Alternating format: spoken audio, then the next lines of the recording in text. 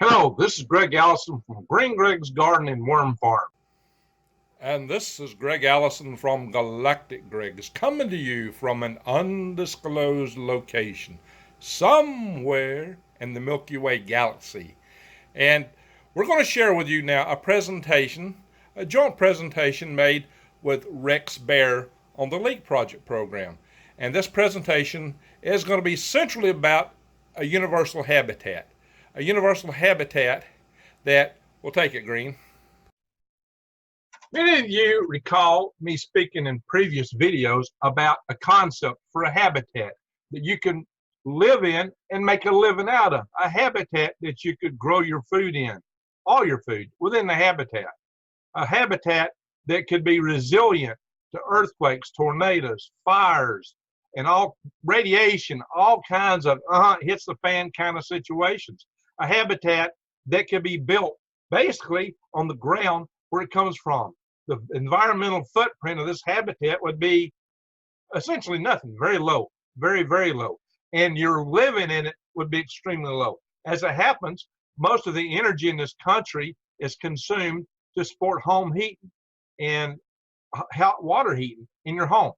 You wouldn't need much of that. In fact, what little bit of power you need, you could get from solar for heating your water, for making what little power generation you would have, because you would get rid of most of the heating and cooling that you would need.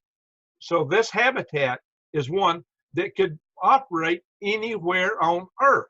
And this habitat can also be used in space. Yes, you can live anywhere in this habitat. And as my buddy Galactic Greg just mentioned, this is a joint video that we're going to be showing here with Rex Bear from the LEAK Project. I covered this topic in some depth on his channel, and so we're going to show that video to cover this habitat. And that is coming up in just a moment. But first, I would like to mention, and from the Galactic Greg's channel, I say please do subscribe to and watch Rex Bear on the LEAK Project and my friend Galactic Greg's. Hey, Greg, you look great. I love your hat, man. Let's get serious for a minute. All right. All right, Rex. Awesome plug you did there for the gold.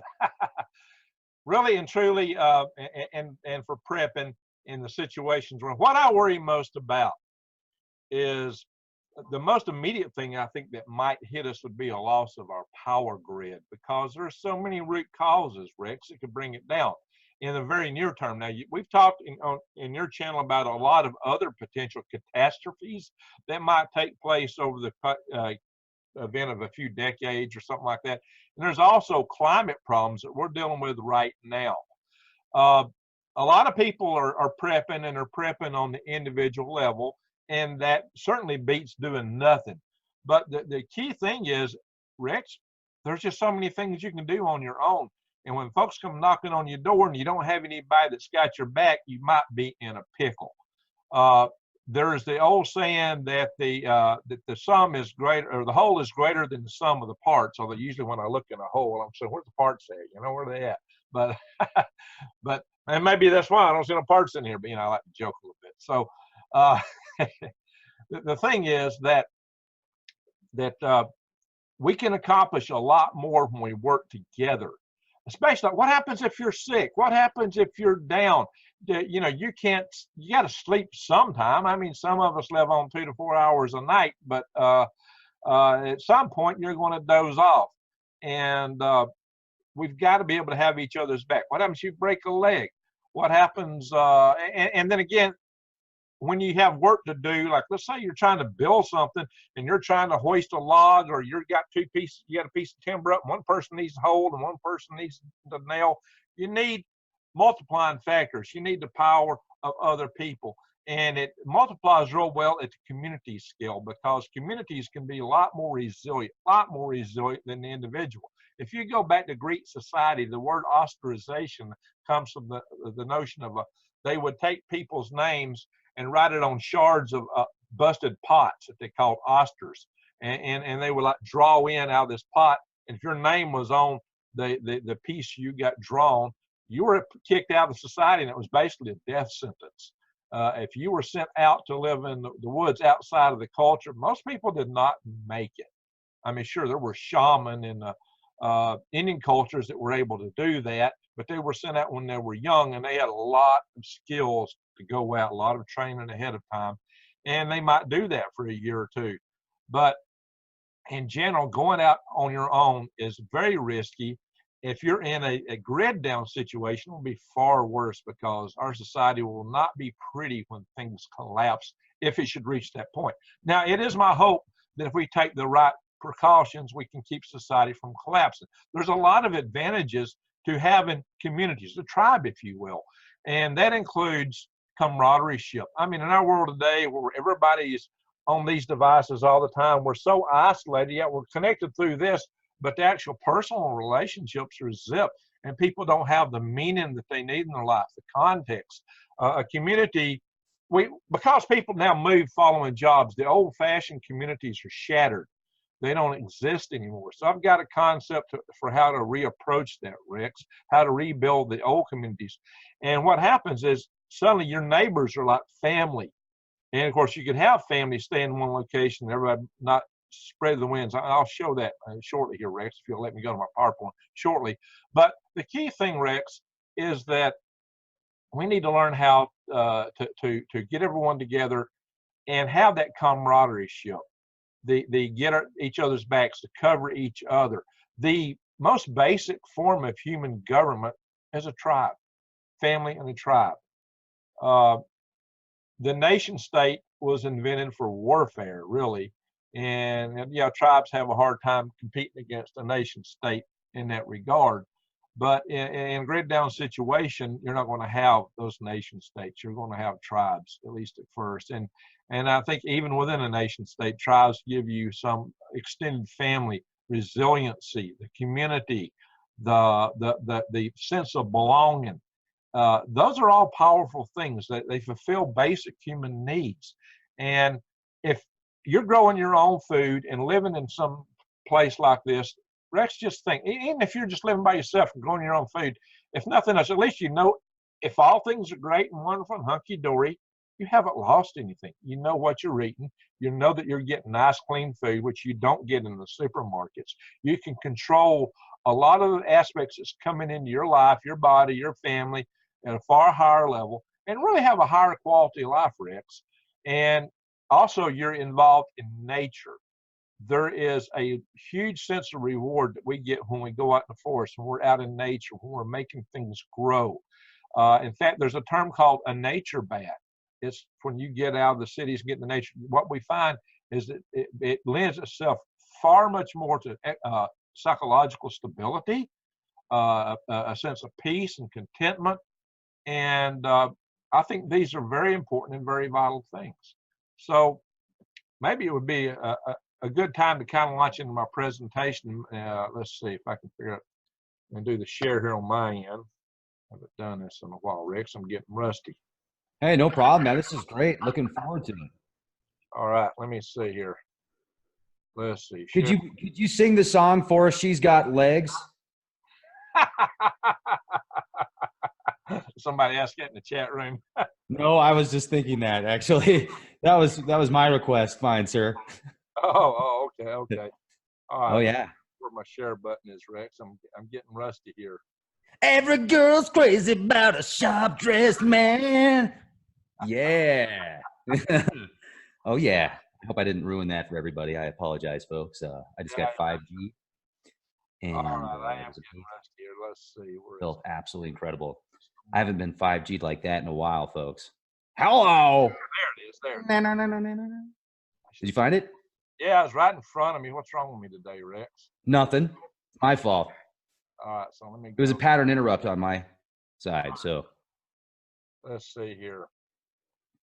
I want to pop this out. Do you see my presentation chart here, Rex? Yes. All right, there we go. So let me ask a basic question, Rex. What is the most beautiful thing in the universe? Life. That's a good answer. How about a baby? A baby Perfect.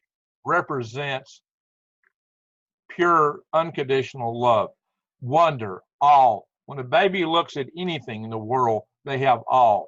and they have to be totally trusting. They trust in you.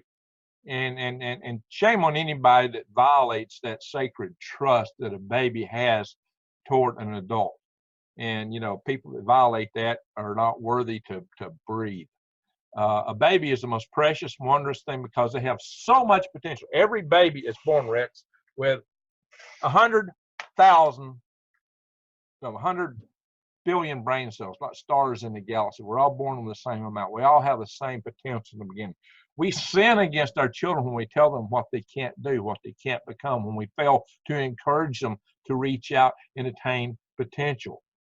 And they get this idea that I'm just about this, or I can't do that, or I can't do the other. And hey, we all are born with the same number of brain cells. We just have to learn to exercise them. I mean, you can do anything. Any baby can become anything they want. And when we don't tell them that, or we tell them anything different, that's a tragedy. It's a travesty, and it's negligent. So that's my baby right there when she was a baby, my youngest daughter. And here she is 21 years later. And by the way, she a couple weeks ago started working as an intern engineer. And she's in her senior year in college. So how about that? Beauty and brains. Yeah, she actually sings opera, Rex, and she's quite versed in theater. So she's an amazing child with a lot of talent, and she has that talent because I told her she could do it. I told her she could do anything. At first, she didn't even think she could handle it. She knew she could do the art stuff, but she was not so confident in the math and sciences. But she's there now, and she's doing well at it. So it all depends on what you want within you. If you really want it inside, you can attain it. And the reason I'm showing her and talking this, Rex, is because we live in a world today where they tell us we have too many people. We live in a world where they say people are bad, people are terrible. That means babies are bad and babies are terrible, and they want to limit that. And I'm here to say those people are preposterous. They're wrong, bad wrong, and they deserve to have a good tongue lashing at least, or hopefully convinced otherwise. We are nowhere near a point of having too many babies. And that's what I'm going to show with this habitat concept that I'm going to depict here in a moment. Now, I have talked about this loosely before. I actually presented this at LeakCon, but I was very into my presentation and I got rushed through it, so I didn't get to say much about it because I was talking about worm farming at the front. And Rex, this is an idea for what I call a universal habitat. This is a habitat that you can live in and make a living out of. And can you see the whole thing, Rex? I don't know how much you can see here. Yeah, it looks great. This is a rough sketch. This is not an artist's work. This is a rough notional sketch of this concept I have. And it does need some fleshing out. But this concept is based on two things. And I'll let you show some pictures of the other when I get through this. This is a combination of what I would call an Earthship on steroids and bringing into account factors of a family I visited in Pasadena, California called the DeVace family. This was a family of 4 adults. The founder of the family, Jules DeVace, died a couple of years ago, unfortunately. But there was 4 adults living in the city of Los Angeles, Pasadena, California, next to a big, like 14-lane highway, Rex, just a block away from a major interstate. And they had a filth of an acre. Well, on their filth of an acre, they had a house, and it had a driveway went from the front all the way to the back. So this driveway occupied a fair bit of the property, and the garage was way back here. They had a front yard, and then they had a backyard. In that backyard, in a 1/10 of an acre, Rex, they grew in just old-fashioned raised bed garden technology everything they ate. Not only that, Rex, but they sold the surplus of what they grew and made a living on it, and it supported 4 adults. So they made a living out of and ate from and grew their food from a 1/10 of an acre in their backyard, Rex. And now they did a lot of trellising and vertical growing, and they spent a lot of time, on that in order to get that kind of productivity out of it. They grew everything except for the grain products, Rex. And I would submit to you that grain is way overrated. That we should be using other things like potatoes and such for our starches, and the grains we get that are industrially grown in the industrial farms today are contaminated by GMOs. And guess what, Rex? With the climate variabilities that we're seeing today, that stuff is failing. Those crops are failing, and you can't rely on that anymore, Rex. So this is a habitat that you can totally control the environment in, no matter what's going on outside, and that will enable you to grow the basic essentials that you need. Now, this family I mentioned, you know, $30,000 is what they made, you know, in a good year on what they sold. Now, that's not a lot of money for 4 adults, but they didn't need anything, Rex. I mean, they made a living out of their home. They lived simple. When I visited these people, Rex, it was like going to a religious revival. They were so content, so well adjusted, Rex. I was in awe. I mean, I felt like just bowing at their feet, Rex. I mean, my heart was just leaping for joy. I mean, it was incredible. Rex, these people were so content, so happy, so well adjusted. It was like nobody else I've seen anywhere. They knew what they had. They were content with. They weren't part of the rat race. They didn't get up and fight that LA traffic every morning, going to work, coming home, the hours on the road. They weren't fighting office politics and all that stuff. And they lived simple, and they were happy with it. And it was amazing. It was such a transformative thing to see that a family could live like that and be that happy. And the 3 adult children are continuing the tradition without their father, living there today and doing quite well at it, I might add. So what this habitat does here, Rex, this takes kind of their concept and reduces the footprint on the land. This whole compound is intended to be 1/10 of an acre. And I think this is a side view of a hexagon, the way I drew this one out.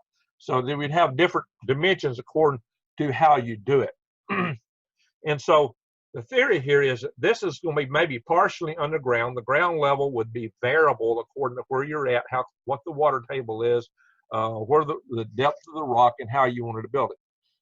Unlike the Earthship approach, the guy who started the Earthship concept, Mike, I can't remember his last name off the top of my head, getting brain lock, Rex, but you know, then Taos, they got the whole community of these things in high desert, and in New Mexico,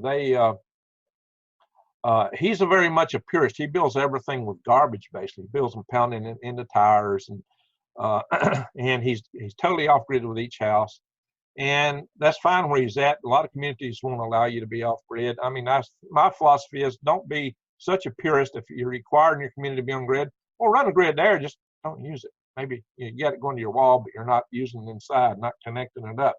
You know, I'm you know, live by the, you know, have the intent of the law, or but not, maybe not the letter of the law. Just do things where you can surpass the code.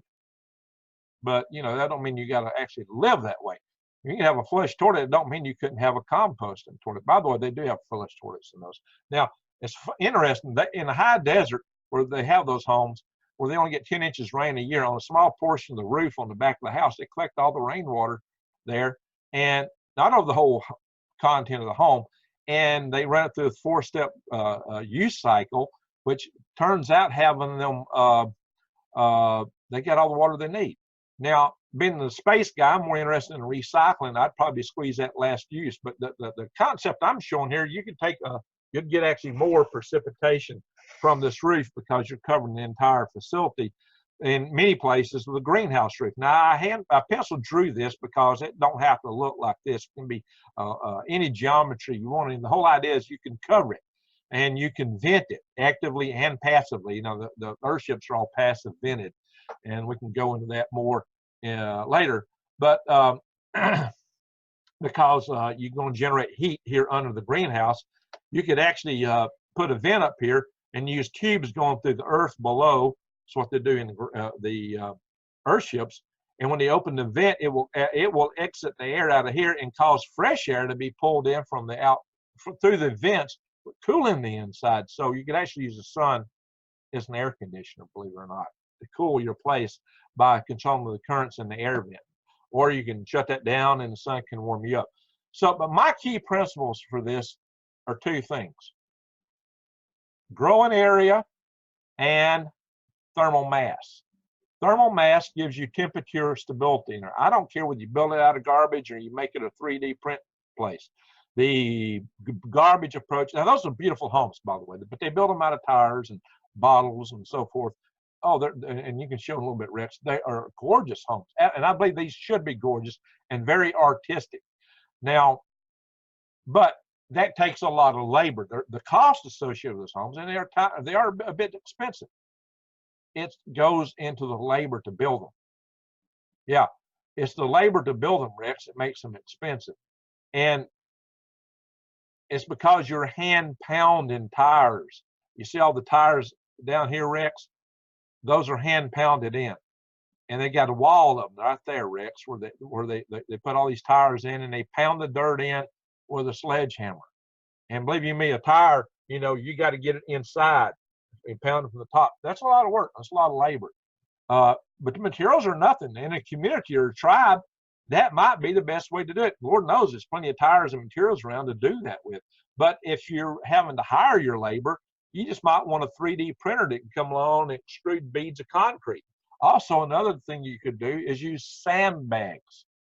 So I'm not a sticker on what your technique is for building the walls, unlike the earthship houses.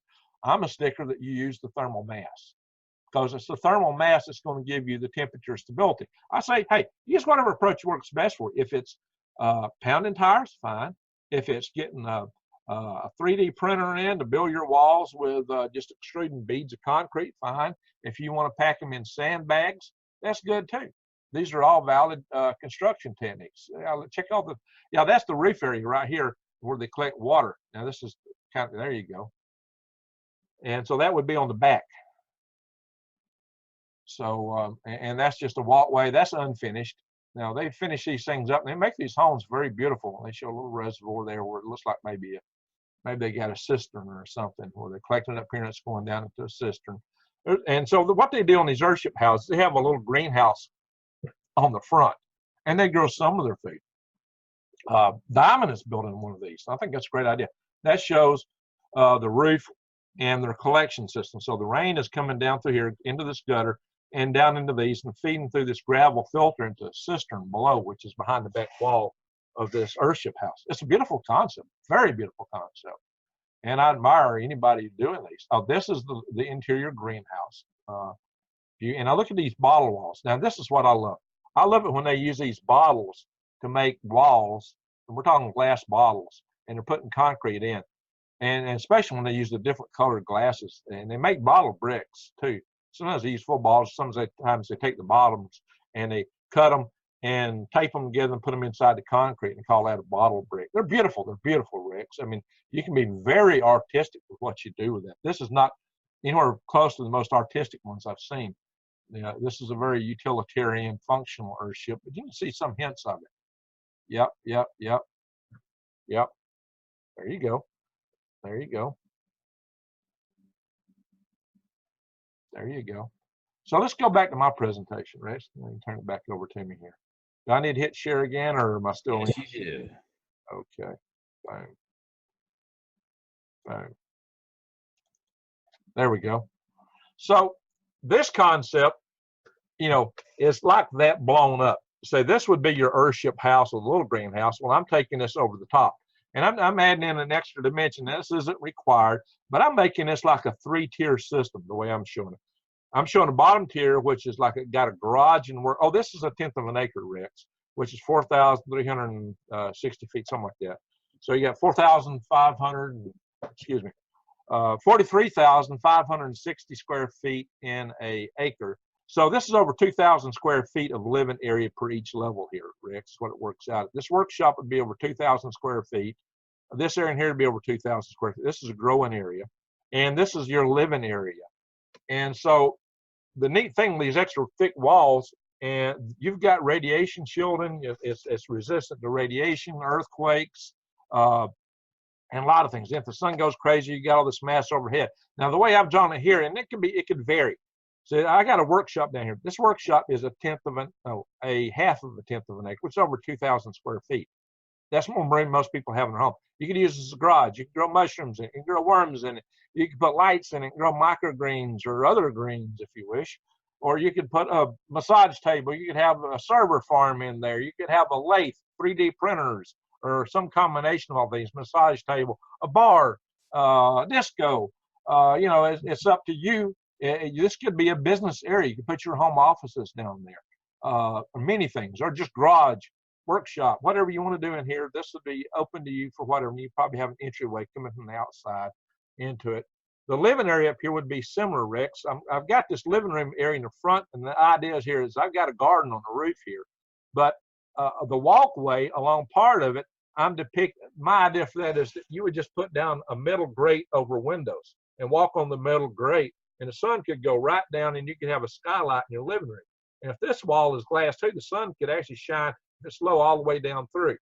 This is the courtyard down here. And here I'm showing an aquaponics system, and I'm showing water coming up and going into some tubes up here and plants growing here. So this actually has 50% more than a tenth of an acre. So this is really 15% of an acre instead of a tenth of an acre here, Rex, the way I'm depicting this. And I'm showing that growing on the walls here, and I'm showing your plants down here. You could have a pond here. I'm showing on this side where the shadow would be more prevalent, that you could grow things like rabbits, and I'm showing some logs up here that are supposed to have mushrooms on them. Your fish tanks down here, it don't need the light. You don't want a lot of sunlight going into your fish tank. So for your aquaponics system, or you can put that over in here if you wanted to. In fact, you could do aquaponics with lights inside the workshop. There's a lot of flexibility, and I wouldn't pretend to tell people how to do this, because everybody needs to exercise their own creativity. But so I'm showing this as kind of a low sun angle. The idea the sun would still come in and over this and shine in, even when the sun's low in the sky. But you definitely have a lot of sun up here at this level, and up here at this level. And this level and this level gives you a tenth of an acre. This is kind of bonus down here. So you've got all these levels to grow on here. And so this is more than what their DeVase family has. And I'm also showing some stuff in the living room growing, which you could do with the skylights. And people like plants in their living rooms anyway. And so this would be your bathroom, kitchen, bedrooms back here. And it's all, I'm showing depicting walls here that are real thick. And actually, I think I got the scale off. I think that's a 1 foot thick scale the way I drew it. I'd want them to be about 2 foot. I'm showing out here that you'd put maybe a solar panel out here, and this would probably be for your solar water heating, so that you could heat hot water for the house and any other things you need water for. And you would have photovoltaics over here on this wall. See, the thing is, Rex, most of your energy don't go to automobiles. We talk about, you know, trying to be more energy efficient in this country, and we're trying to force everything on the cars. The homes are by far the biggest uses of the energy, and the biggest use in the home is the biggest use in the home, Rex, is heating, cooling, and hot water. So if you're heating your water directly through the sun, and your thermal mass here, the Earthships don't require heating or cooling, and this house shouldn't either. By use of the sun, by levers pulling air in from the outside, you can totally control that, Rex, and not have to use heating and cooling the way that we do in typical houses. I mean, you could still have it, but you wouldn't have near the energy load that we're using today. And most Earthships don't use it at all unless they're in extreme climate. Now, you could situate this anywhere in the world, Rex. Now, if you're in Africa and the tropics, instead of a greenhouse roof, you'd put shade cloth up there. So, you know, you would tailor it to where you're at. You may not want this lower level. You might just want a living area and a roof. It don't have to be 3 levels. I draw it this way just to show that you can be really creative and do a lot with a small space, Rex. The whole idea for this home is you could totally make a living out of it. And I really believe in work at home for office workers instead of everybody going to an office. It don't make sense with the technology we have today, like you and I sharing, talking here. We can do so much collaborative work on computer these days, teleconferencing. We don't, and with the cloud, we don't need to be sitting in offices anymore. That's a terrible use of space, facilities, and it creates the rat race where everybody's driving to work, fighting traffic, getting ill moods, road rage, and burning energy. Rex, if we spent more time working out of our home, we wouldn't need all the highway infrastructure. If your home really don't require the utilities, you don't need all the utility infrastructure, the pipelines, the power lines, the transportation systems. A lot of the stuff that we use today would not be necessary when you have a world based on habitats like this. Now, I would never tell everybody to go live in one of these. My objective would be to make this thing so attractive that people wouldn't want anything else, because you can live in it. You can make a living out of it. You can be very artistic with it. It can be beautiful. You can grow your food out of it. You can control the habitat out. You can be, now if you got a tidal wave coming over your head, you're screwed. You know, I won't make any bones about that. So you want to site it in a good location, Rex, to avoid that kind of stuff. But if you have hurricanes, tornadoes, as long as you don't have a tidal surge, you could survive that with a home. This is a very robust home concept. It can be built virtually fireproof because you're using earth. You can use adobe. You can use concrete, rock in a lot of your construction. So you don't have all the exposed stuff. You don't have all the chemicals. You know, we're buying sheetrock now. I got sheetrock walls here. A lot of the sheetrock we get comes from China, and they found a lot of it was contaminated with chemicals. So you don't need all that stuff. In fact, the whole idea with this habitat, Rich, is that most of the material in it comes from the dirt underneath where it's built. I mean, basically you dig a hole and you use that dirt there to build it. So the material that you're going to need is what you contain it in. Unless you have printed concrete, that's a different approach, and that's fine. Like I said, I'm not a purist on how you build it, how deep it is, what you build your walls out of, how you go about it. Unlike the Earthship guys, my points are, hey, make sure you got room to grow the food in, and you have thermal mass, because the thermal mass gives you the temperature stability, and being able to grow the food gives you what you need to sustain yourself. So I'm not the Nazi, hey, you got to do it this way or that way. But I would encourage you to make it beautiful, to make it attractive. And I think this is a concept that would, once it gets implemented and we work it out, that people will just go, oh my God, why do I ever want a stick-built house? Oh my God, why would I ever want to live anywhere else? I don't believe in forcing people in. If you got to force someone into something, then you're not right. Something is wrong with what you're doing. I think the thing to do is to build something that's so attractive, Rex, that people just couldn't imagine anything else. So let me see if I can step through this presentation here. There we go. This is the hexagon layout here. And this is the open area. This is your living room, a master bath, a little bath, kid bedrooms, male, female. Hey, used to the royalty that lived in castles had one bedroom for everybody, believe it or not. Master bed and a kitchen dining room area. And you know, this is a lot like a castle with the walls. Let me go back up. With these walls, dude, this is a lot like a castle. In fact, you could have a walkway going all the way around if you want. You can have a moat outside if you want it. You know, hey, it's up to you. I'll show. Now, this is a rectangular type layout of the same arrangement with the same growing area inside.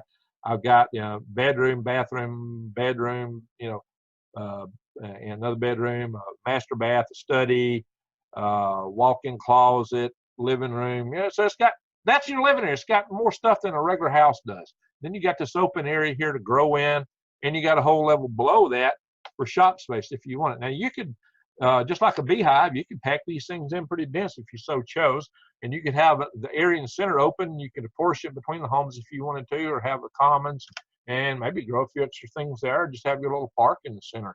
This will make an excellent fortress if you had these lined up. Now, the reason I show them halfway like that is one side is open, the other side's a living room area. And I basically have the sun shining from the south over this, the way the concept I have. Now, this also is applicable for a space habitat, Rex. I mean, literally, this could be anywhere. So for the space habitat, now I did draw the walls to scale here, and I got them gray. That's to depict concrete. Could have been red, because the red here that's for Martian regolith, or soil, you might say. And the blue up here, to stop radiation, which is more concerned up there in space, I would come up with a layer of water. The water will stop the UV. Hey, we may want that in our systems here on Earth as the UV starts penetrating more and more. And you would do your air circulation through the ground, and around there you'd have some kind of ground air circulation. This is the same layout as shop space and living area space, and you're free to open it up however you choose. And unlike See, I see all these pictures, Rex, for living on Mars and the moon. They show people with inflatable greenhouses. Rex, those things won't survive. The UV will destroy the plastic. The sandstorms on Mars will tear those greenhouses to shreds. And micrometeoroids, every time we look up the sky and we got a meteor shower, all those burn up in the upper atmosphere. But if you're living on the surface of Mars or the moon, especially on the moon, they're going to be pelting the ground all around you and punching through things. You don't want to be outside in a meteor shower, Rex. Now, the concentration may not be that thick, but you want something more robust. This is a robust habitat that you can grow stuff in. It'd be more temperature stable.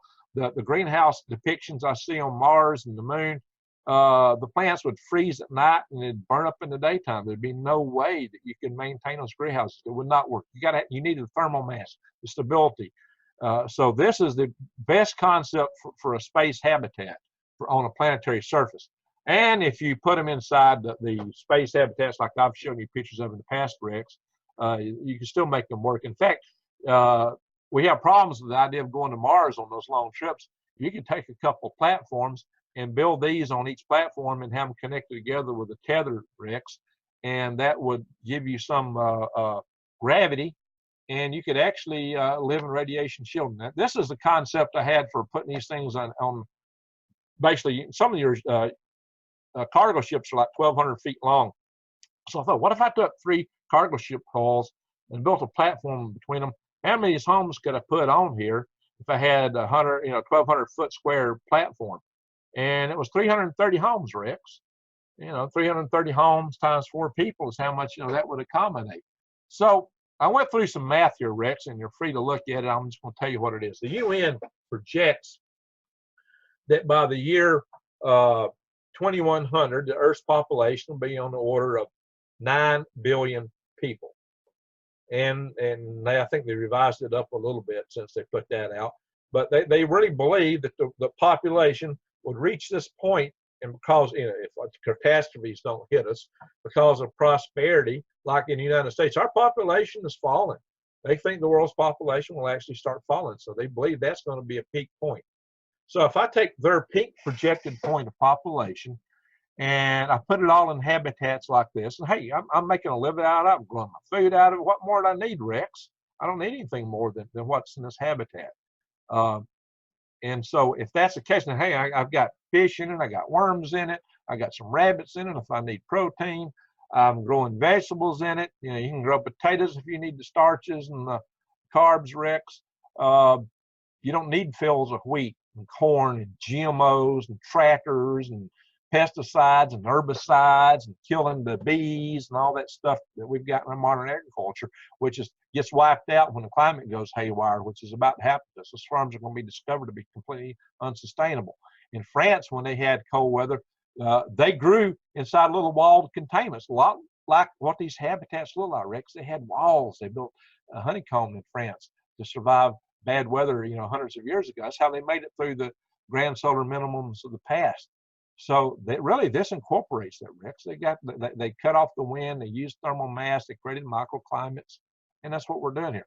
But going back to this, if we take 9 billion people and put them in habitats like this, how much room do you think it would take, Rex, to contain the world? All the world's population, how much room do you think that you're gonna need? Well, I mean, it just depends on how much space you're going to give everybody. Are you going to give them 1,000 square feet? Are you going to give them 10 acres, 1,000 acres? 1/10 of an acre for a family of 4, for every family of 4.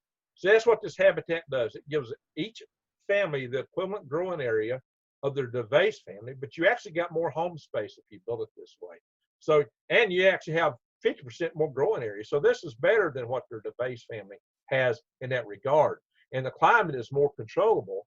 So this is what the device family has times 50% on both living, well, actually 100% more in living area and 50% more in growing area.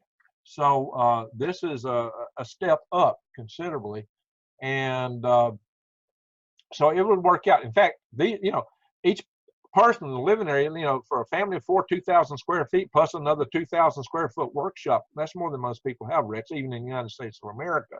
So that's a pretty comfortable area to live in. But, it's just you know, like I said, I'm not a purist on this. You know, this is a notion that people can tailor to whatever they feel comfortable with, Rex. I'm not one to dictate, but what I'm going to say is, if you take this approach, here's the answer. You could put 9 billion people and almost everything that's required to support them in an area the size of Texas and New Mexico. And the rest of the world will be vacant. Or half of Alaska. That puts it in perspective. Half of Alaska is all you need for the world. And you can put these out in the ocean too, by the way, Rick. So that's why I'm saying that we don't have a population problem, Rich. It's how we live problem. It's how our society is structured, Rich. It's the centralized control mechanisms from the powers that be and what they put upon us, and we're eating all their chemical junk, Rex. You don't need that. You can grow medicinal stuff for most of your needs in your garden. If you live in a space habitat, if you couldn't afford to have all those pharmaceuticals in your closed ecological life support system, it would be a severe problem. You want a more organic approach to things. You're going to need a more organic approach to everything, and we'll all be far better off if we do it. We are polluting and destroying our environment with pharmaceuticals, with plastics, with GMOs. We could completely get away from that, Rick. So this, I wouldn't put everybody in the world in one place either. That's crazy. You know, that's you know, you're putting all your eggs in one basket, and probably everybody's not going to get along. I think we need different pockets and cultures, and that's fine and dandy. But I mentioned that just to illustrate the space issue, this issue that we have too many people. That's why I started the presentation out. What's the most beautiful thing in the universe? A baby. And so why do we want to squash babies? And there's no need for it. Our population is not going to zoom to 1 trillion people. If it does, that's fine too, because I got the space habitat stuff I've been talking about, and we could actually contain more. You're living almost zero energy footprint in a home like this. You're not your office space. You're not traveling. You're not putting big demands on agriculture, infrastructure. Your footprint environmentally is going almost to zero in a habitat like this. And that may be a problem. We might have to strip mine coal fields and set them on fire so the world don't freeze. I don't know, Rich, you know. I joke about that. But, you know, what this says is that we can live sustainably, prosper. We can prosper. We can thrive, not just survive. We can thrive and thrive nicely. And it could be in communities. If you're making a living out of your home, Rex, you don't need every time you find a job to get up and move and split families and communities. I mean, you go and telework for all that stuff. And with 3D printing, the need for the factories that we have today, a lot of that's going to go away. There will still be some, because you're still going to have, you know, you'll still have internet, you'll still have computers, you'll still have some infrastructure. That's not entirely going away. But it should radically change the proposition of how we go about these kind of things, Rick, and make them far more attractive and give us far more flexibility. If you don't want all that infrastructure stuff in your little community, you don't have to have it. You don't have to have internet, power, or anything from the grid on the outside. You don't require any of that to survive and thrive nicely in a home like this. But if you want to have office jobs and things like that, you can still do it. But 3D printing and things like that will make a lot of the factory productions obsolete, a lot of the global shipping. And you may have heard some people like, I believe Lee Wilberger talked about how much fuel and how dirty the fuel was that all these ocean transport vessels use. And I've heard that from other sources. They really do. They burn some of the dirtiest fuel. And you talk about polluters, they're the biggest polluters on earth. And we're all into this globalism, shipping stuff back and forth. But they want to give those guys, you know, it's okay, a free pass on everything they do, but they want to put the clamps on you because what they're all about is control. But, you know, if everybody's living in communities like this, Rex, you're going to be happy. You're going to be well adjusted. You got everything you need at your fingertips. Literally, everything you need at your fingertips or between your neighbors in your community. You can be totally self-sufficient or pretty close to it.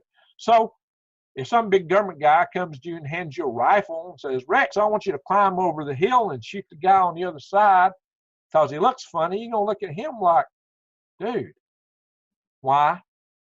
I ain't got no need to go over and shoot that guy. So when the guy on his side puts a rifle in his hand, tells him, come over and shoot you, he's going to say, You got to be kidding me. What for? I got nothing against him. I'm comfortable here. I don't need nothing. I'm good. So we take a lot of the tension out of the world. We don't need the oil from over there. We don't need this stuff from over there. We don't need that stuff from over here. You've got what you need. So I think it could lead to a far more peaceful world, far more content world. I saw the peace and the contentment in their DeVace family. Rex, that's a model. That's a model to emulate for humanity. Those people were amazing, Rex. I mean, absolutely amazing. And I think we can turn the human community into a community like that. And we can get away from a lot of these tensions. We can have a community where we can be more free to express love and get out of all these tensions that occupy us, Rex. And if we got outside archons feeding upon our fears and hatreds, they're going to go, yuck, and leave and just fly away, Rex. That's what they're here for, because they won't be able to stand the big love fest that we're going to have. So, so that's, you know, and we'll show them pictures of babies, and that'll really freak them out, and puppy dogs, and you know, and if they got little hybrids running around, they're here and they take over the world, but they got human DNA in them. You just show them the picture, because they still got the human DNA and the mammalian stuff within them somewhere. They're going to resonate when you start showing them baby pictures and furry animal pictures and stuff like that, and they're going to melt.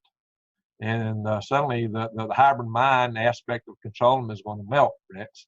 And we did a LARP session about how to deal with hybrid minds and insectoids and things like that. So I think all of the problems that we face as humanity is tractable if we get outside, if we take control ourselves of our lives. If we build our own communities, Rex, I totally believe that we can transform this world. We can make this world a far better place than most people can even imagine. We can turn this world into a paradise, Rex. That's my vision. And I want to take that paradise into the cosmos. There's no reason for all the tensions, the hatreds, and all the stuff that we have in the world today. And I did on my channel, I did a video, Rex, about, I called it a nuke in every pot. And I talked about, you know, how technology is proliferating to the point that if we don't learn to tamp our hatreds down, we're going to wipe ourselves out, Rex. I mean, just small groups of people could do it. You don't have to have the war between nation states. We've got to learn how to get along. And I think having homes and communities where we're self-sufficient is a strong step in the right direction to doing that, Rex. So that's why I talk about those kind of, you know, here's some of my mathematics I worked out for the angles. And I'm kind of got my own start on this right now. I call it wood hinge. This is where I'm thinking about building a prototype. And this is on the back of my place right here. So I may start a kick fund or something like a Kickstarter thing for that. Oh, I can't even spell starter. I can't. Wow. Hey, I'm an engineer. I can't spell. So in any event, we can get out of this now. If you want to go and show my other, if we want to talk about this other community I found. But yeah, let me talk for a second and go ahead and turn that off if you would. And I want to bring up a few things that just kind of add to what you were saying. So if you'd hit that stop share for a moment. New share. It says new share. How do I do this? Oh, there it is. Just hit that. Yeah. Perfect. There we go. Nice. Doom is it in the house. Hello.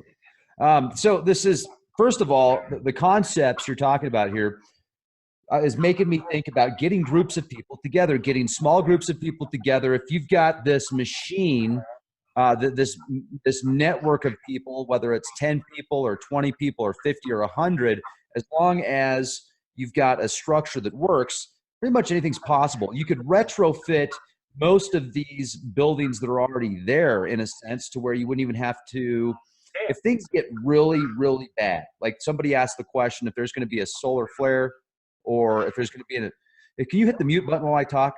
I can hear myself echo while I talk to you. Okay, where's my mute button? Just here, let me see. I can do it.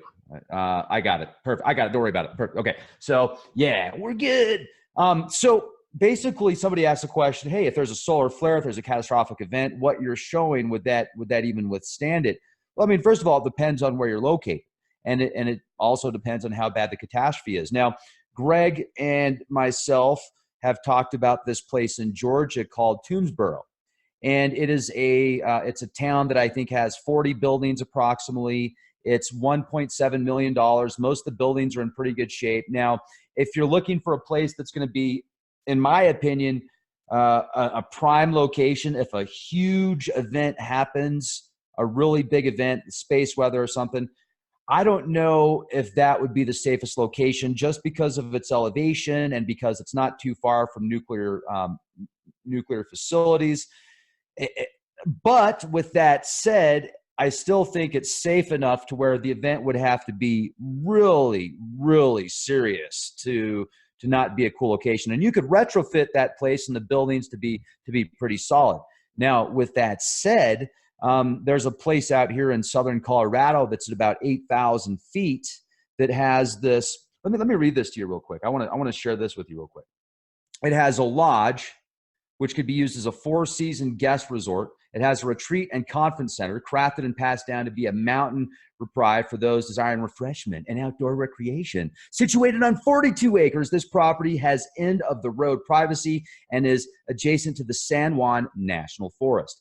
8 miles southeast of town, Pagosa Springs, Colorado, this lodge sits at under 8,000 feet, perched among evergreen trees framed by awe-inspiring mountains and forest ridges. There's a lot of 13,000-foot peaks around Pagosa as well, with over 22,000 feet of heated improvements consisting of a main lodge, commercial kitchen, second guest lodge, manager's home, duplex for staff housing, standalone office, storage, pole barn, additional outbuildings. It bears a rich history of retreat-style operations. It's actually in an area that the Utes didn't hunt, so they never hunted out there. It's absolutely gorgeous, and a lot of this stuff's already built. We could get some people to retrofit this area, and it's about $2.3 million. So the only thing we're missing, money and people. And I want to show this real quick. I'm going to show this off, and I want to get your take on this. I'm just going to show a few images of this amazing location. Imagine going to a Leak Project retreat out here, folks. We'll have Greg here. We'll have Diamond here. We'll have, I mean, my goodness, we can get Top Knot here. Maybe I can talk. I don't know if I can talk Gerald Clark into leaving Mexico, but maybe I can talk. I mean, we can just get everybody out here, man. Studio. We can set it up as a church to where it can be, like, think of all the benefits you would get if you actually had a church there. It could be, Diamond came up with the name, Church of Infinite Abundance. Church of Infinite Abundance. How could you go wrong with that?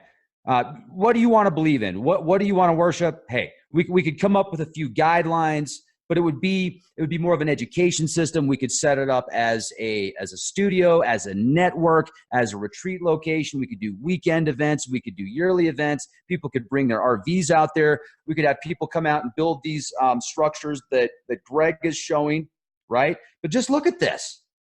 Look at this.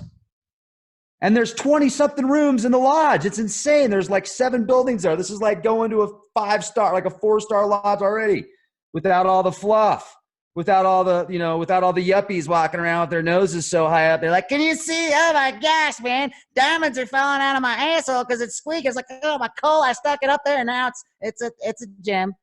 But this, I mean, look at this for $2.3 million. So this is, in my opinion, this was built just for us. Greg, what are your thoughts? Beautiful. Hello. You unmute me there? Can you hear me? Oh, yeah. Can you hear me now?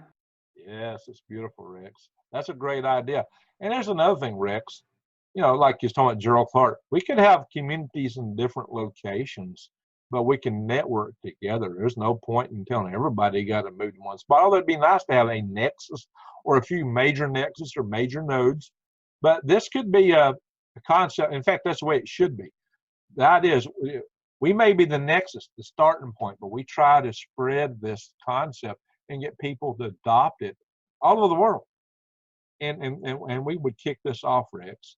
And it would be a way for people to live in community and peace together and to be sustainable, happy, content, eliminate the rat race. No more rat race, Rex. There's no point in it. There's no use for a rat race. We don't need it. You know, the rats may be unhappy because we're going to have them unemployed, but that's another story. Dude, hey, yeah, right, rats. Oh, I gotta run in real quick. Somebody said, Dave says, sounds like a cult to me. Well, if it was a religion, it would be a cult. Because all religions are cults. I hate to break it to you. I'm not saying that's bad, but look up the definition of a cult. It's a religious practice towards a specific deity or entity. So you can believe in what you want to. Somebody said, oh, a church without God. Well, what's your definition of God? Because I don't have a good enough definition of God to even say in this physical meat sack, let alone, oh yeah, I'm going to tell you what God is. I don't know. Do I believe in a higher power? Absolutely. I think there's a whole bunch of them. And do I believe in a God that you could say is a capital G, a creator of everything? Yeah. But I mean, I don't know how to explain it. And I think that the name God, I think one of the oldest definitions of God means unknown. So you're basically saying, like, which God? And you're like, well, there's only one God. Well, okay. According to almost every tradition, there is a pantheon of gods, and there's lower level gods and there's higher level gods. And it's more of like a title, like, oh, I'm a superintendent, or I'm a general manager at this corporation. Now, are there beings that can manifest out of thought? Probably. And I would consider them demigods, or maybe even higher gods. But there is, I can't explain it. So that's just my opinion. And, you know, that'll get you maybe a cup of coffee if you could dance really quick for somebody and said, look, I'm going to dance and say this backwards while I'm, you know, acting really weird or something. I'm just trying to make it awkward. Greg, help me out, man. I don't know what to say anymore. Well, you done pretty good there, Rick. So you might remember I've talked in the past from a funnel, you know, in some of your videos, and talked about the whole universe in the funnel. I don't know what I did with that funnel. I got a red Solo cup here, but I got tea in it, so I'm not going to turn it around right now, or I'll be taking a tea bath. Might not be a bad idea, but according to that concept, go back and look at the videos, guys. But you know, you can consider the whole universe as an artifact. All the future, all the past, all existing simultaneously through many multi-dimensions. You know, and all these gods that we've recognized are point source beings inside of this, just like we are. So they're that fundamentally different from us in the grand scheme of things. You might remember Enlil, when he created the flood, was worried about the greater creator. What's he going to think? You know, I think there is a greater creator on the outside. And I mentioned that in those other videos. So I that's what I think. Now, that's my own thoughts. And I've come to these thoughts through thought experiment. So I believe there's a greater creator God. And I believe a lot of the gods of antiquity are beings that aren't fundamentally that much different from us. Maybe more intelligent, maybe they have better technology, maybe they got longer lifespans so they can acquire and develop more skills. Maybe they're more spiritually advanced, but they exist in a point, at least their main nexus is a point in space and time that you can point to. There he is, there he is, there he is. Well, the greater creator would be outside and above and beyond all of that. Now, that's just my idea, Rex, and it doesn't really matter. I think the key thing in a church like that would be to let people meditate and pray as they see fit. Maybe you could have some singing, and but the key thing would be no hate. No hate. Let's get beyond hate. Let's have camaraderie. Let's have community. Let's hug each other. You know, there you go. They say for good psychological stability, you need 14 hugs a day. So, you know, every day we should hug 14 times. And then we have something to celebrate, Rex.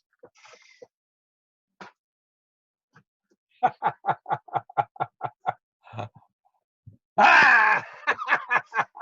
Yeah, hey, Zorg.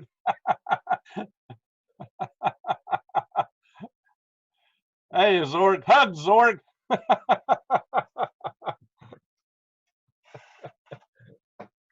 Oh, wait, are we still live? Yeah. Oh man, I thought we were done. Oh, oops. Everybody knows now. Yeah, they know you're Zorg. Well, folks, that didn't really just happen. That wasn't real. It's definitely like, so I'm looking at, let's jump back into serious mode for a moment. We just got back from serious, so now we'll be serious, just not too serious, because when you're from serious, you can't be too serious. Sign up to leakproject.com today. Get active. I just tried a hypnotic subliminal message. We'll see if that works. We'll see if I get any premium. I'm going to check the emails and see if I get any new premium members at leakproject.com after that little hypnotic Let me try saying it in reverse. And I'd also like, man, it's getting bizarre in here. Okay, so now we got to get serious for a moment. That's why that was my pressure relief there. And I recently went to a location that there was this huge, I was like in the middle of the New Mexico desert, and this huge electrical grid. And I don't even know how much power it was producing or moving, but there are these massive power lines. And I went out in that area to do an interview because I was getting cell coverage, and I was on my way to a hotel, and I had a really important interview with Bob Kudla. Love that guy from Trade Genius Academy. Check it out, tradegeniusacademy.com, And so become a trading Jedi today. And so I pull over and I do this interview. And, like within 20 minutes, my fingers are tingling because of the amount of electricity. And I brought out the EMF detector at the very end, and it was completely maxed out when I turned it on. It was 100, totally maxed. So, but I'm looking at this facility in the middle of the desert, and I'm looking at these giant transformers and all this stuff. And I'm thinking to myself, this is in the middle of the desert. Nobody's out here. And what if something bad was to happen to just this one facility, just this one location? Would it just completely devastate a huge quadrant of electricity in New Mexico? How bad would it be? How long would it take to rebuild? And you were telling me something about years to build these transformers. Can we talk about that? Yeah, Rex. If the grid is operating where you can order and requisition things and people can build things and deliver them, you don't have to have a grid for that, by the way, but just saying that's the case. If you order one of those transformers today, by the time you order it, will take 18 months to have it on your loading dock. 18 months, because it takes that long to build one of those. So we're talking 200 to 400 tons, something as big as a house, Rex.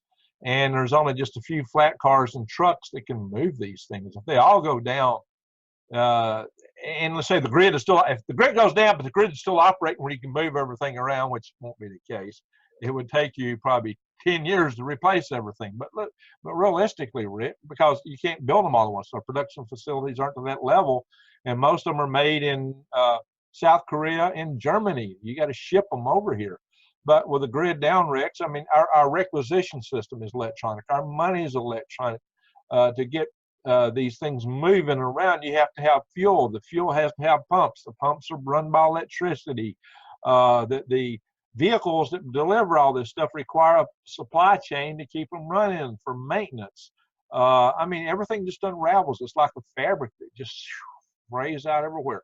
I mean, it's like Humpty Dumpty falling off the wall, where all the king's horses and all the king's men, and I've always laughed at that, the whole idea of horses with their hooves trying to put together this eggshell thing, right? The dexterity. I think that's a good way to look at it, actually. That makes a lot of sense. All the king's horses and all the king's men keep putting Humpty Dumpty back together again. We're going to be in a serious situation if the grid goes down. So we really need to try to do our best to prevent that from happening, at least for now. But then we need to work toward decreasing our resilience, our requirements for the grid. We need to get more off grid. We need to get more independent. The kind of communities we're talking about would take us there, Rick. So I love that lodge you showed. It's beautiful. Also, the places I found in Georgia are beautiful and can be made to look good. And you can show some of that in a minute too if you want to show. I think we should. And so, and you could take a house, Rex, and you could build this wall like I showed around the house. You could extend it out into the yard and have the courtyard I showed. You could take off that little roof thing and put a greenhouse over so the rain won't fall down in. You could take a house, a regular house, and transform it into those kind of habitats that I was talking about. And you could do this with a lot of them. So the key thing again, Rex, is area for growing and thermal mass. And the new homes built to this would be better, of course, but you could take a home and you can just line sandbags up against your wall on the outside and get really close to it. They say sandbags, if you get the larger ones that are 18 inches wide, it pretty much gives the kind of thermal stability we're looking for. Or they should get you a lot closer, Ricks. So I think there's a lot of merit to that. So, hey, you might want to look at that video, or at least part of it, and let people see what Toomsboro actually looks like. I've been there. We need to watch that video. Maybe we could go to your channel and you could do a screen share, and then we'll turn the audio off and kind of talk over it, because I think that's a really cool area. And folks, I also want to let you know, while Greg's pulling that up, there was a moment there for actually about a minute or so where it sounded like a radio combination of maybe wind, but I could have been like some type of ghost apparitions from this theater out there, because it didn't really start until he got to that location, and you could clearly hear something, and it sounded really, it was difficult to hear. Greg heard nothing when he was doing the recording out there, and it's definitely on the video. So that was neat. And, you know, so Georgia is a beautiful state. And here's the deal. If something happens with this Toomsboro town and it does turn into a community, I think that we need to establish the new Georgia Guidestones. This will be the new Georgia Guidestones 2.3. It's going to be the 2.3 version. And then I actually wrote the new Guidestones, what we should put on the new Guidestones. But we're also going to set up the Colorado Guidestones. We're going to have the Colorado Guidestones, and well, you going to Fox News? What are you doing? I'm going to my site. Oh, your channel. Perfect. You're going to Fox News. I'm like, what are we doing there, Greg? Oh, by the way, everybody, this is my What's channel. going on, man? This is my channel, Green Greg's, and I do power grid defense, worms, how to grow your own food, gardening tips, and this is the Toomsboro video here. And I'll turn the sound off, and it starts the commercials. Hang on a minute, we'll get to that in a second. So skip ads, blow it up, and let me back up right here. Here I am at the Cotton Farmers Warehouse, and pointing out to that. We skip ahead. There is the train depot. Across the way there is an inn, Rex, a huge inn. That's my car, which is in the body shop right now. Somebody smashed my door at the farmer's market. I drove that to the farmer's market because I'm having trouble with my other one. This is a syrup mill, and this other little building, I don't know what that face was. Yeah, that'd make a nice little restaurant next to the syrup mill. I mean, you can make sorghum syrup mead there, maybe, Rex. I mean, everybody should come in and watch this video. This is that inn, and I get in my vehicle and drive past. That's the part of the downtown there, Rex. And let me skip aside. As I was driving by this, it struck me, Rex, that I had a dream of living in a house just like this. And it kind of creeped me out. I mean, I had a couple creepy incidents from visiting this little ghost town. I mean, the buildings that are for sale don't have anybody in them. But this is a beautiful inn, Rex. It's an old Southern style bed and breakfast kind of a place. And it's just gorgeous. It doesn't still need a little work. They've been working on it. You can see some of the planks are still on top there to be worked and finished out. I'd love to go inside that place and check it out. Let's skip on down here. I was freaking out then about my memory that struck me there. So on the back side, it's got porches. That's the grist mill. Of course, it says grist mill on it, so that's pretty obvious, right? Every building with a T on it is one of the buildings for sale. This is some kind of office here coming up. Of course, it says office, so, you know, how did I figure that out? I don't know. I'm going to skip through here a little bit. There are still people that live there, so it's not totally abandoned. And then I'm driving around just looking at some of the various houses. See, these houses are all for sale. There's just scat now. Somebody's still living in it. Yeah, isn't that all included with the purchase? Like, so there's 40 buildings approximately that are included, and those are houses and the theater. Rex, real quick, this is the neighborhood around. You can see this area is actually elevated because the lower lot area is around there.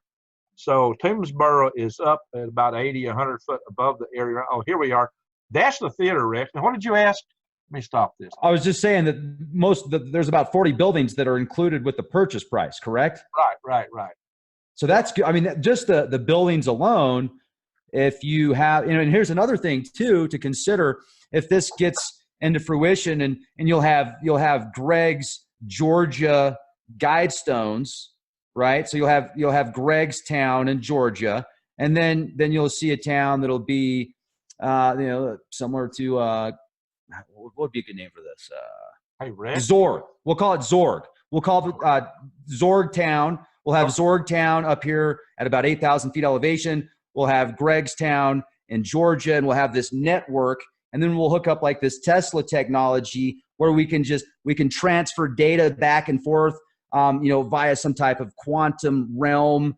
Or if we can't do it at the quantum level, we'll find some frequency connector where we've got these Tesla machines that are high powered, like laser connection, and we'll find a way to just beam it directly there. We'll launch a satellite into low orbit. We'll bounce it off the satellite, or we'll find a way to use the satellites that are already out there.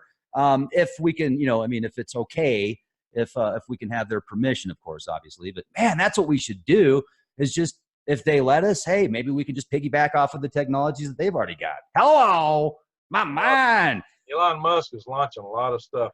So this is a theater. My body's telling me no, but my mind is telling me yes. Wait, huh? That's the theater right there. And I go in a little closer here. I'm going to walk up this restaurant. I'm looking in. Oh, yeah, that's a gift shop, antique shop, Granny's shop across the street there. I think I just skipped past where I was looking inside. Well, okay, we're about to look inside a little here again. Hang on. You'll see my camera. I just use a little Canon for most of my videos. Now we're going to come over here to the so Rex, maybe I'll play a little sound. Let's see if you can hear this, Rex.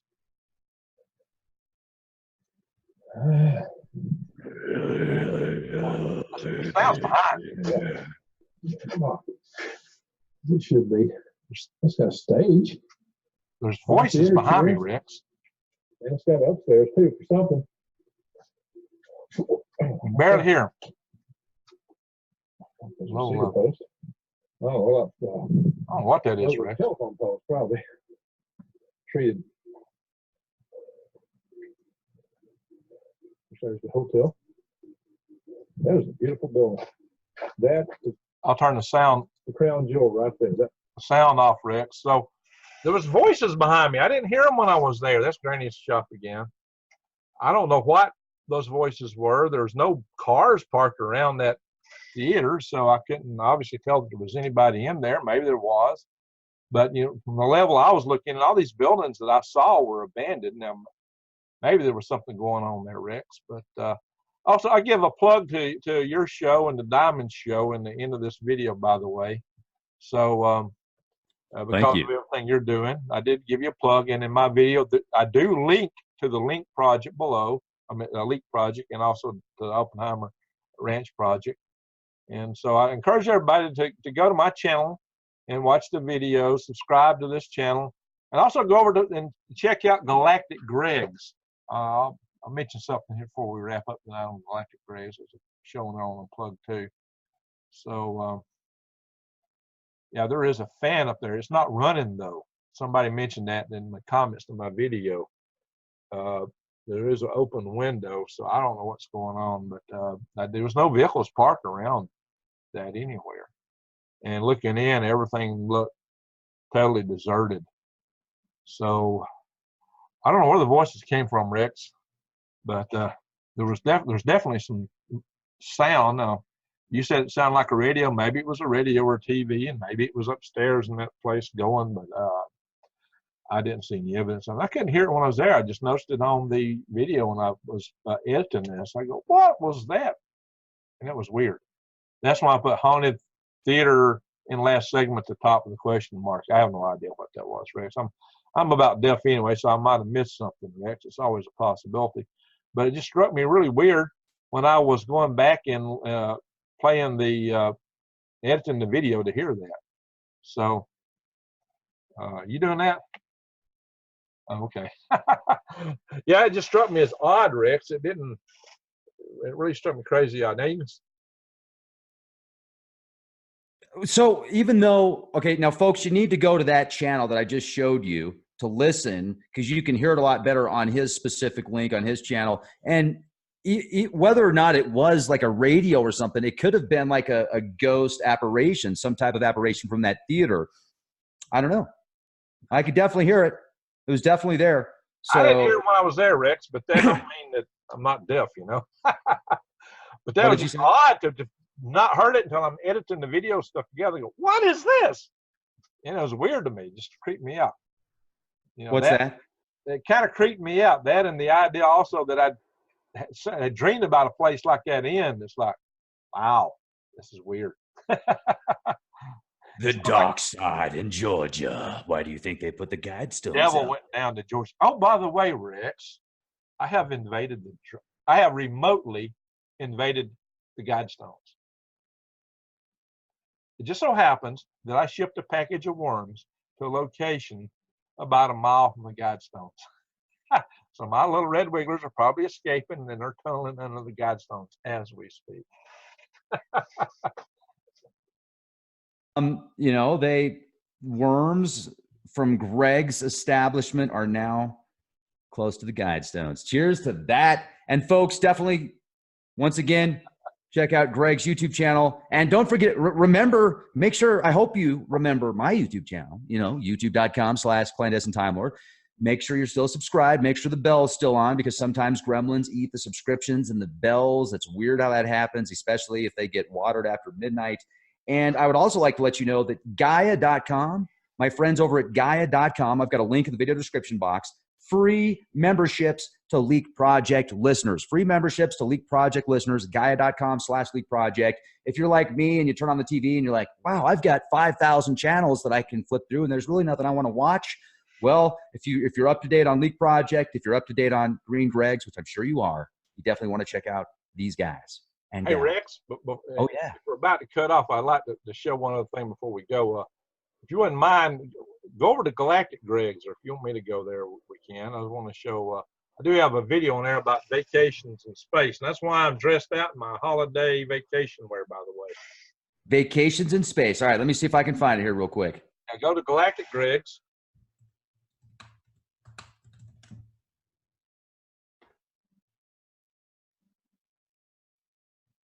Bingo.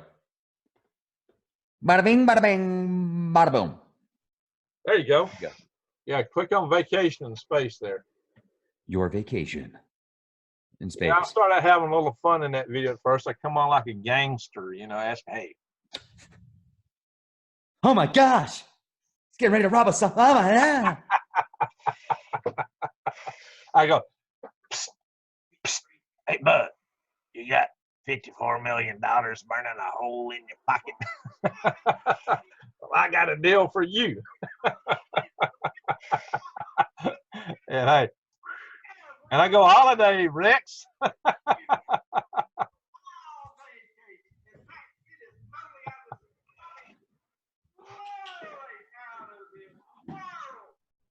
So the whole idea here is that NASA, there you go, Rex, perfect.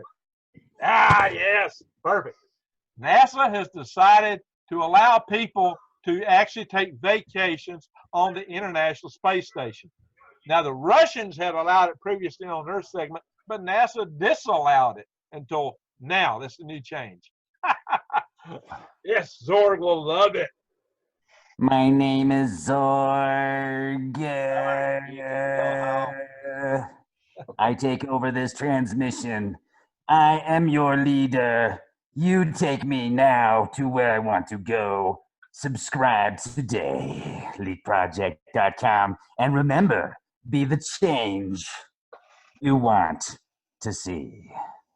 Zorg out.